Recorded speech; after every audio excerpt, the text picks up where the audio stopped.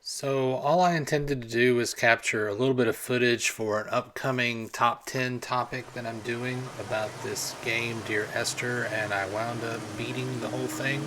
It's not a long game. I guess beating is a relative term. It's not like a game that you beat, it's not even really a game that you play. It's just one of those walking simulators, a mysterious place, a spooky island, a sad story. I'm not going to talk over it because if you haven't experienced it and you're probably not going to play it, then I'm not going to spoil any of it or talk over it. So, without further ado, this is Dear Esther. Dear Esther, I sometimes feel as if I've given birth to this island. Somewhere between the longitude and latitude, a split opened up, and it beached remotely here. No matter how hard I correlate, it remains a singularity, an alpha point in my life that refuses all hypothesis. I return each time leaving fresh markers that I hope, in the full glare of my hopelessness, will have blossomed into fresh insight in the interim.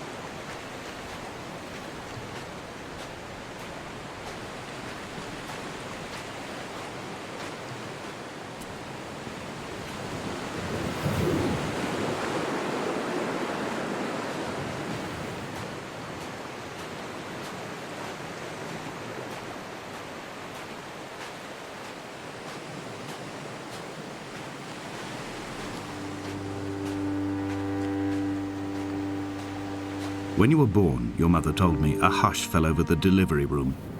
A great red birthmark covered the left side of your face. No one knew what to say, so you cried to fill the vacuum. I always admired you for that. that you cried to fill whatever vacuum you found. I began to manufacture vacuums just to enable you to deploy your talent. The birthmark faded by the time you were 6 and had gone completely by the time we met, but your fascination with the empty and its cure remained.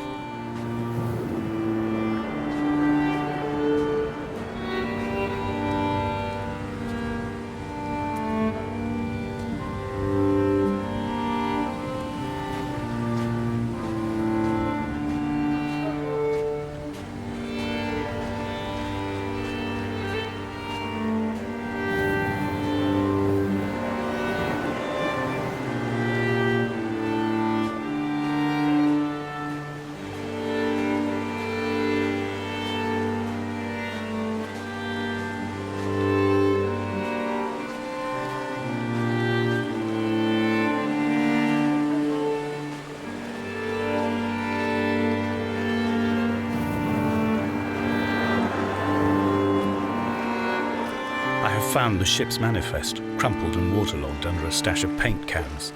It tells me that along with this present cargo, there was a large quantity of antacid yogurt bound for the European market. It must have washed out to sea. God knows there are no longer gulls or goats here to eat it.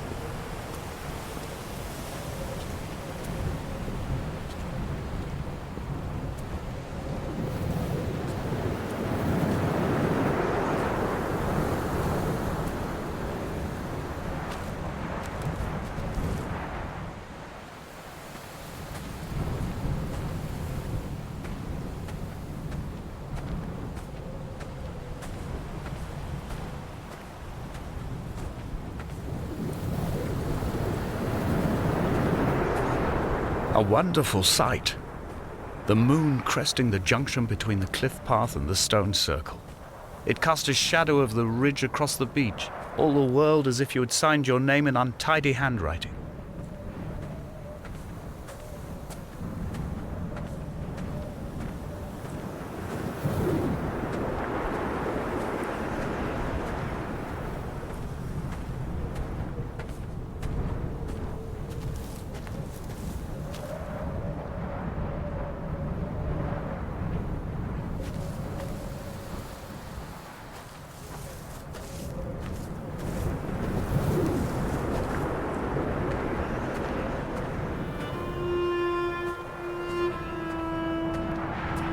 When someone had died or was dying, or was so ill they gave up what little hope they could sacrifice, they cut parallel lines into the cliff, exposing the white chalk beneath. You could see them from the mainland or the fishing boats, and know to send aid or impose a cordon of protection, and wait a generation until whatever pestilence stalked the cliff paths died along with its hosts. My lines are just for this, to to keep any would-be rescuers at bay. The infection is not simply of the flesh.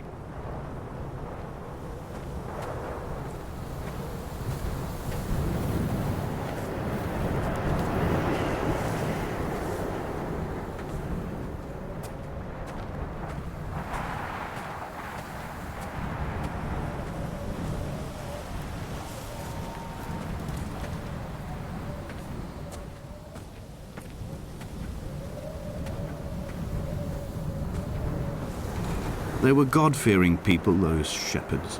There was no love in the relationship. Donnelly tells me that they had one Bible that was passed around in strict rotation. It was stolen by a visiting monk in 1776, 2 years before the island was abandoned altogether. In the interim, I wonder, did they assign chapter and verse to the stones and grasses, marking the geography with a superimposed significance that they could actually walk the Bible and inhabit its contradictions?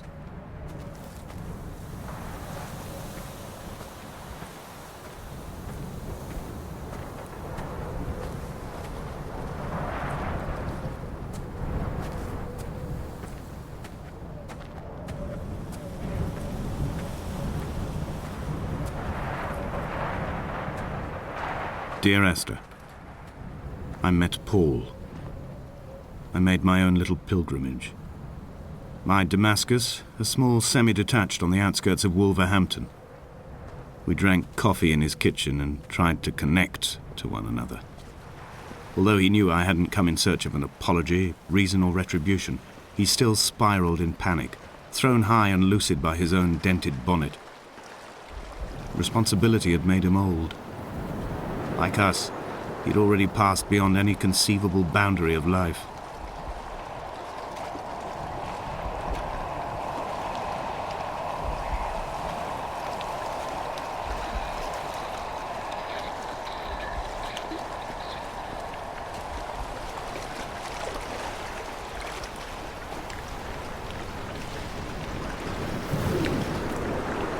I threw my arms wide and the cliff opened out before me, making this rough home. I transferred my belongings from the bothy on the mount and tried to live here instead. It was cold at night and the sea lapped at the entrance at high tide. To climb the peak, I must first venture even deeper into the veins of the island, where the signals are blocked altogether. Only then will I understand them, when I stand on the summit and they flow into me, uncorrupted.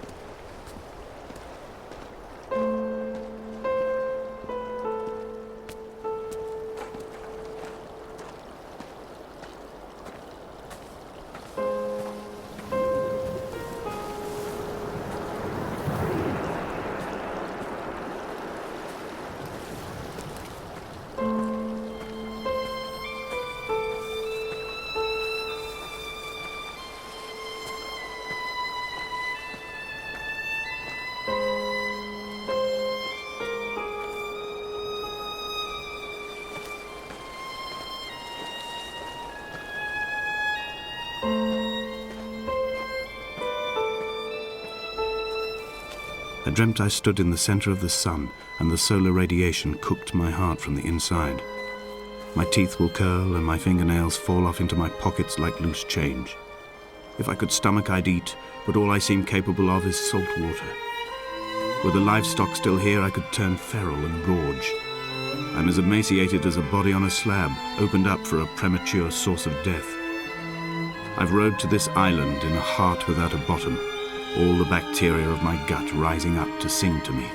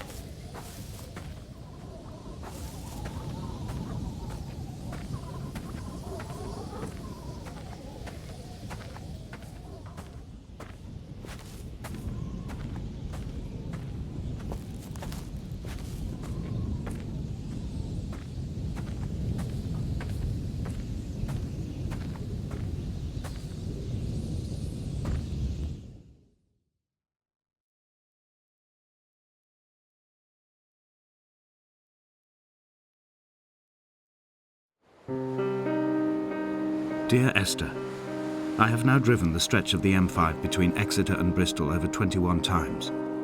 But although I have all the reports and all the witnesses and have cross-referenced them within a millimetre using my Ordnance Survey maps, I simply cannot find the location. You'd think there would be marks to serve as some evidence. It's somewhere between the turn-off for Sanford and the welcome brake services. But although I can always see it in my rear-view mirror, I have as yet been unable to pull ashore.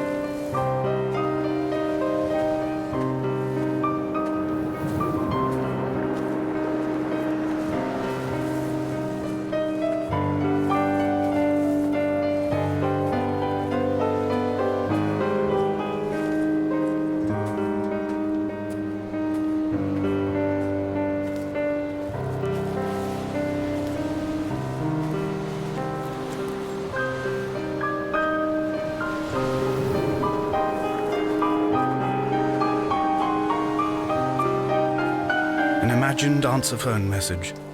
The tyres are flat, the wheel spins loosely, and the brake fluid has run like ink over this map, staining the landmarks and rendering the coastline mute, compromised. Where you saw galaxies, I saw only bruises cut into the cliff by my lack of sobriety.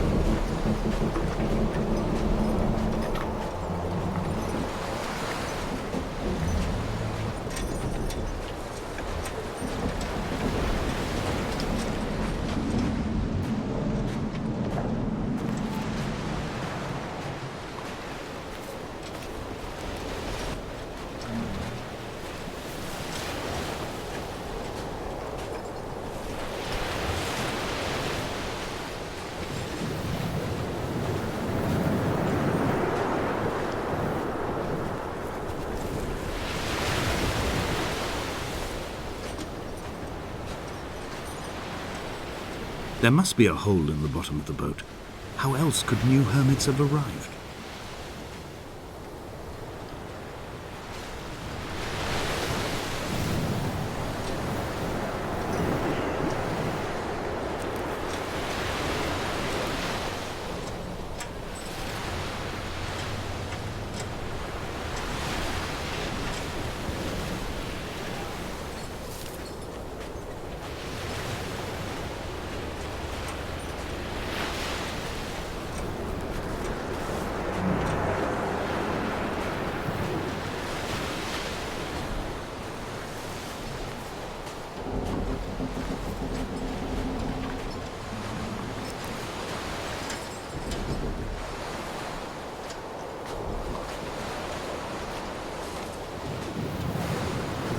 I had kidney stones and you visited me in the hospital.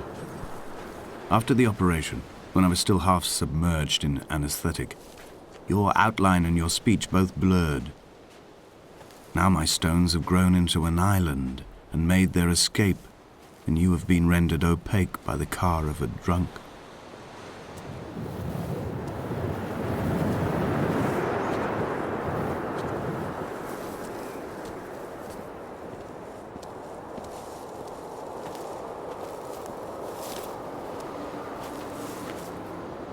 What charnel house lies at the foot of this abyss? How many dead shepherds could fill this hole?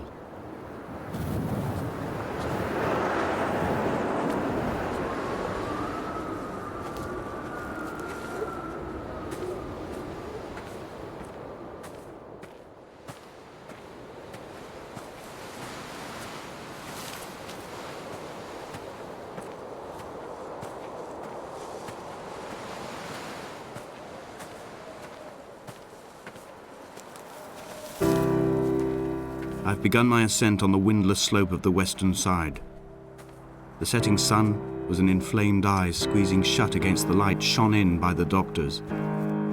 My neck is aching through constantly craning my head up to track the light of the aerial. I must look downwards, follow the path under the island to a new beginning.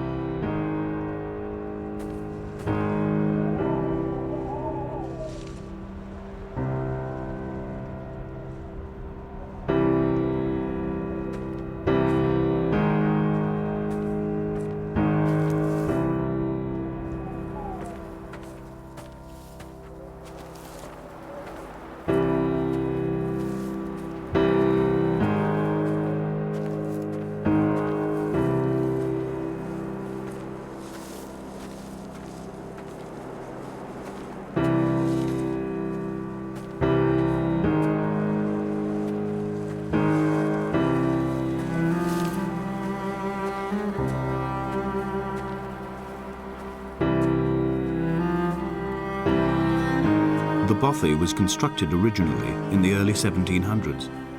By then, shepherding had formalized into a career. The first habitual shepherd was a man called Jakobsen, from a lineage of migratory Scandinavians. He was not considered a man of breeding by the mainlanders. He came here every summer whilst building the bothy, hoping eventually that becoming a man of property would secure him a wife and a lineage. Donnelly records that it did not work. He caught some disease from his malcontented goats and died 2 years after completing it. There was no one to carve white lines into the cliff for him either.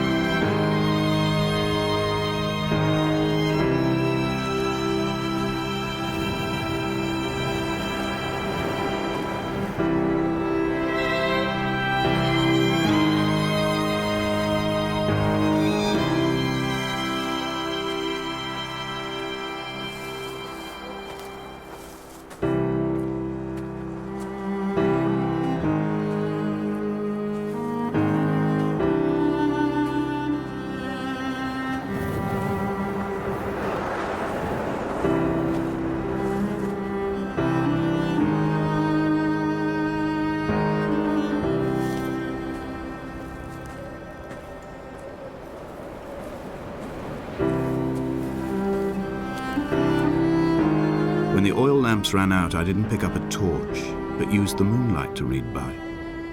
When I've pulled the last shreds of sense from it, I will throw Donnelly's book from the cliffs and perhaps myself with it. Maybe it will wash back up through the caves and erupt from the spring when the rain comes, making its return to the hermit's cave. Perhaps it will be back on the table when I wake. I think I may have thrown it into the sea several times before.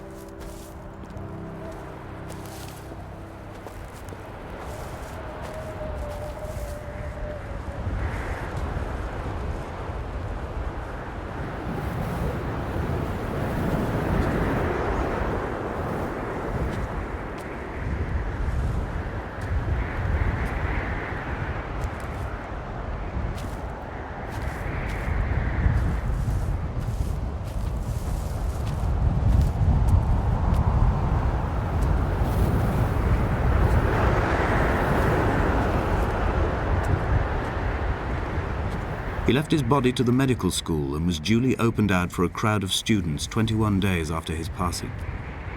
The report is included in my edition of his book.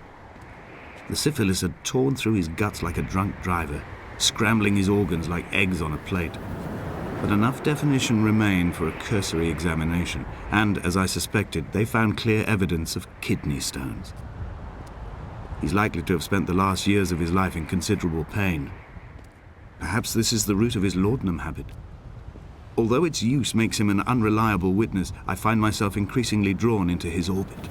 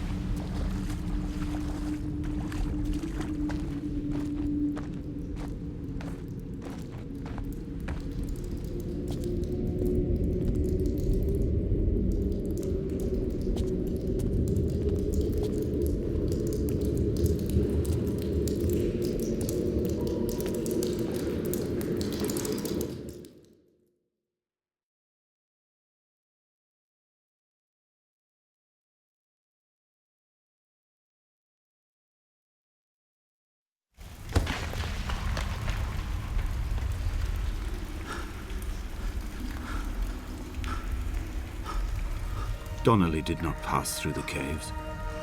From here on in, his guidance, unreliable as it is gone from me. I understand now that it is between the two of us, and whatever correspondence can be drawn from the wet rocks.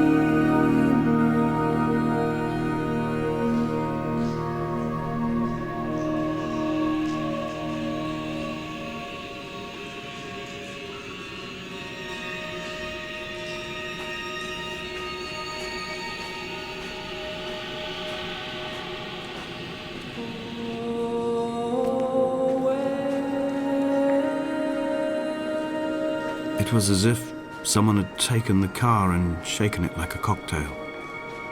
The glove compartment had been opened and emptied with the ashtrays and the boot. It made for a crumpled museum, a shattered exhibition.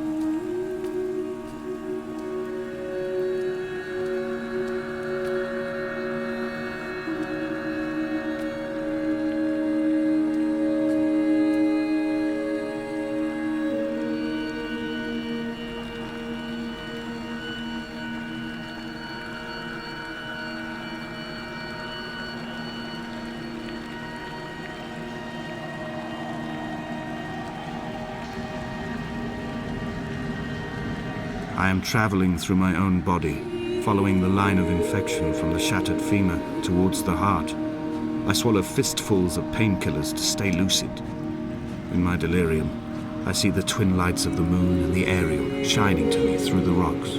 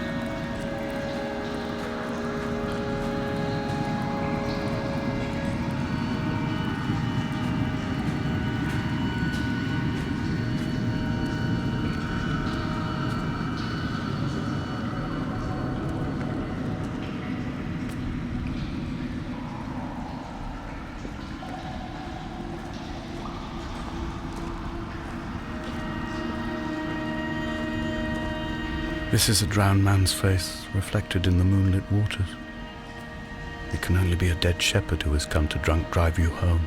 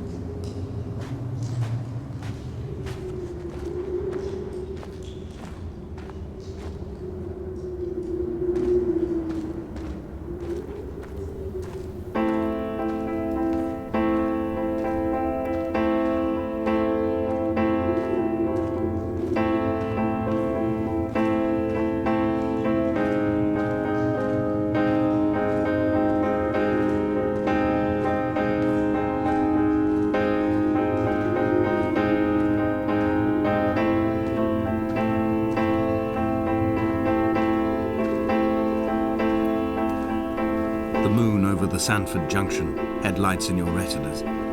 Donnelly drove a grey hatchback without a bottom.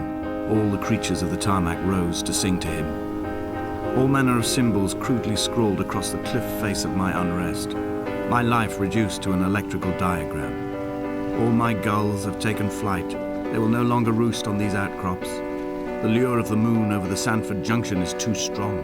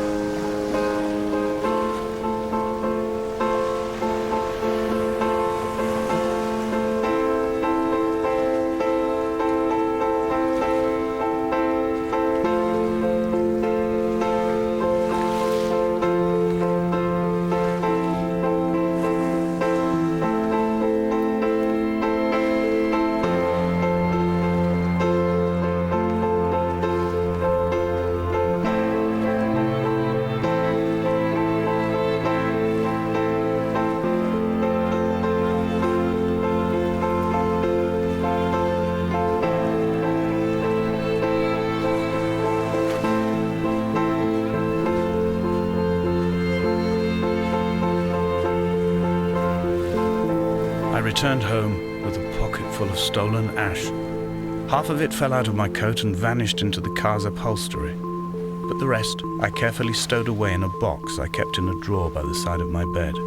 It was never intended as a meaningful act, but over the years it became a kind of talisman. I'd sit still, quite still for hours, just holding the diminishing powder in my palm and noting its smoothness.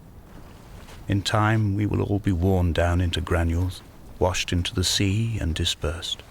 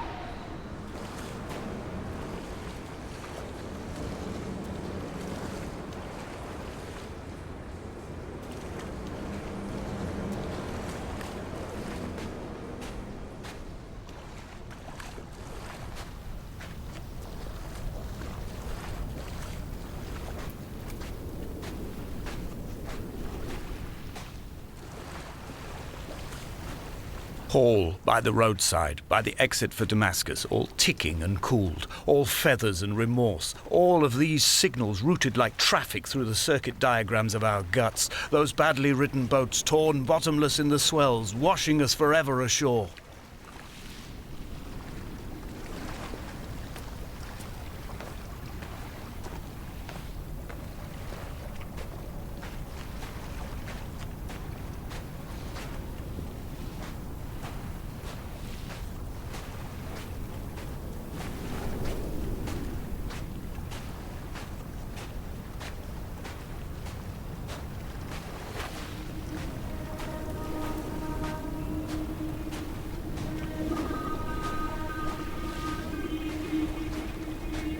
From here, I can see my armada.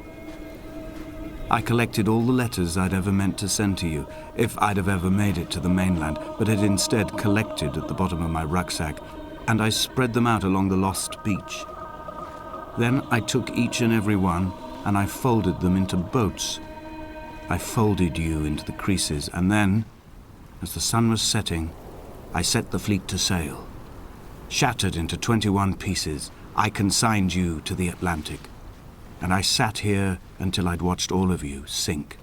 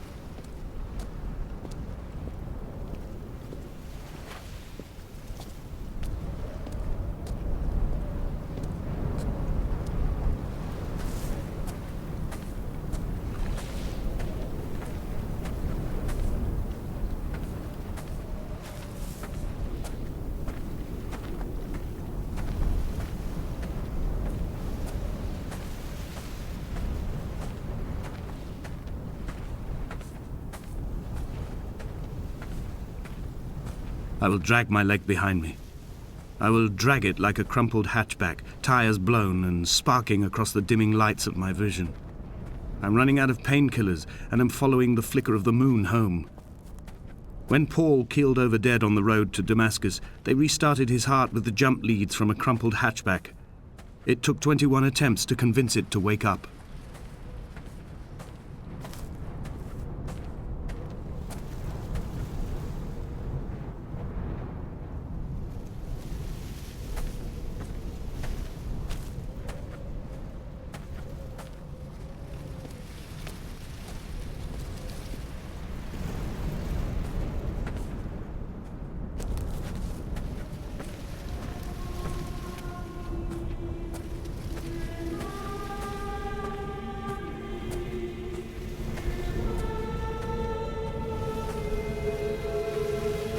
I've begun my voyage in a paper boat without a bottom. I will fly to the moon in it. I've been folded along a crease in time, a weakness in the sheet of life. Now you've settled on the opposite side of the paper to me. I can see your traces in the ink that soaks through the fiber, the pulped vegetation. When we become waterlogged and the cage disintegrates, we will intermingle. When this paper aeroplane leaves the cliff edge and carves parallel vapor trails in the dark, we will come together.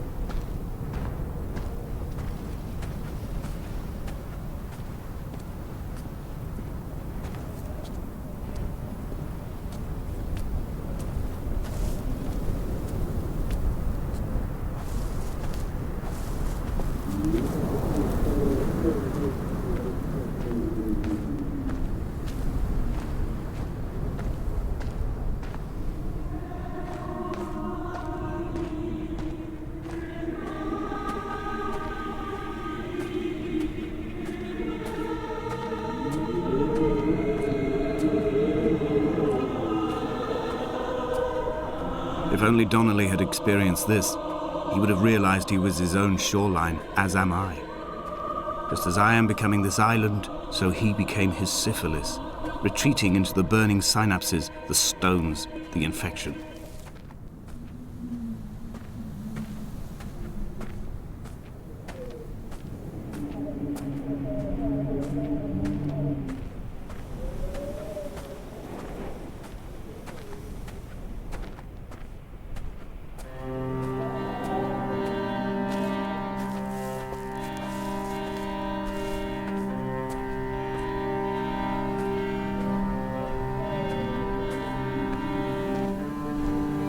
The stones in my stomach will weigh me down and ensure my descent is true and straight. I will break through the fog of these godforsaken pills and achieve clarity. All my functions are clogged, all my veins are choked. If my leg doesn't rot off before I reach the summit, it will be a miracle. There are 21 connections in the circuit diagram of the anti-lock brakes. There are 21 species of gull inhabiting these islands. It is 21 miles between the Sandford Junction and the turn-off for home. All these things cannot, will not be a coincidence.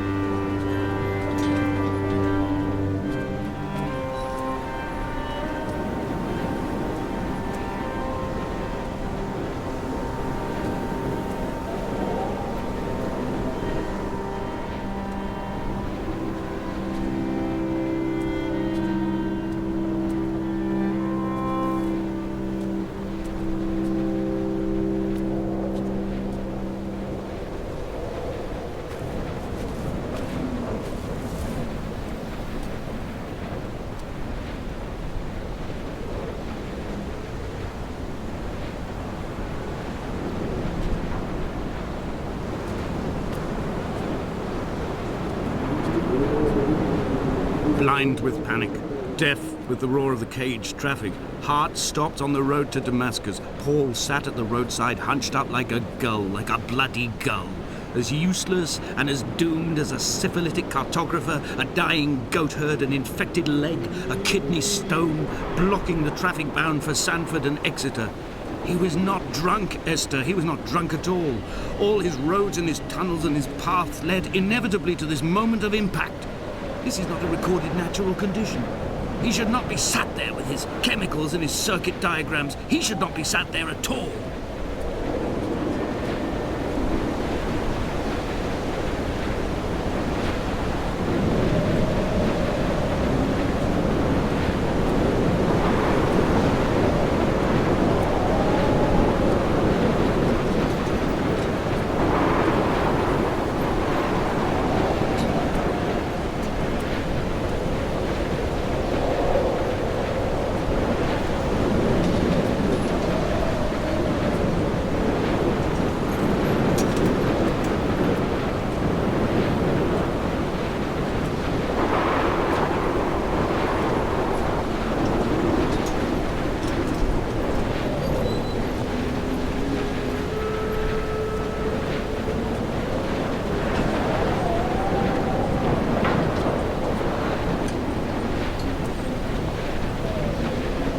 run out of places to climb.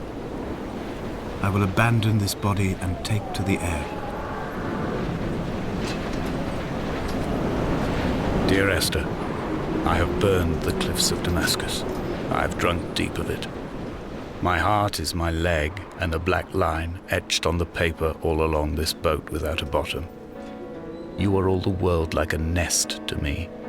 Eggs unbroken form like fossils, come together, send small black flowers to the air. From this infection, hope. From this island, flight. From this grief, love.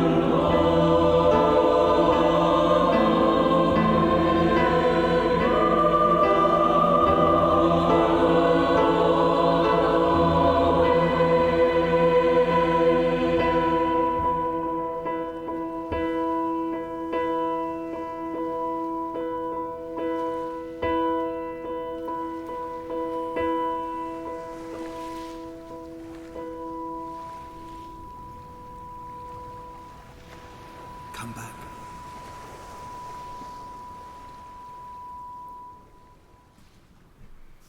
So yeah, that was Dear Esther. Thank you so much for watching this video. This game is just it's an anomaly, really. You don't hear a lot of people talk about it, but it's just a very interesting and kind of creepy and in a good way. And just, I don't know, I just am intrigued by it every time I play it. But thank you so much for watching, and as always, have a great day.